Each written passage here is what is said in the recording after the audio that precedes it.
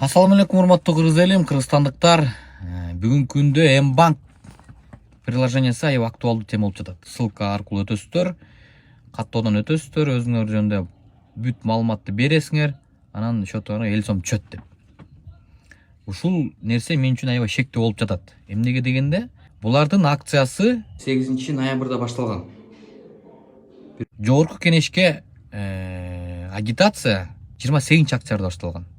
Мен үчүн шектүү болуп турат да. Персональный данныйларды булар 50 сомго эле сатып алып атат.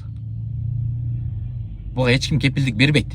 Эртеңки күнү биз жөнүндө маалымат бирөөгө сатылабы, үчүнчү күчтөргө же сатылбайбы деген эч ким кепилдик бере албайт. Каттоон өткөндө негизи келишим болуш керек болчу. Үчүнчү күчтөргө силер жөнүндө маалымат берилбейт жана сатылбайт деп. Бирок буга гарант барбы, жокпу деген суроо бар. Ушунун артынан ким турат жана эмнеге буну аябай масштабдуу түрдө кылып жатат? Именно агитация убагында да. Кимге керек бул биздин данныйлар?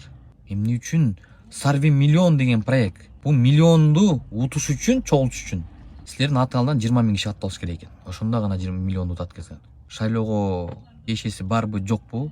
Кыргызстан банктын мурунку учредителери, руководствосу негизи шайлоого баратабы? Баратса, анда дагы бир суроо туулат. Данныйлар ошолоргобу деген.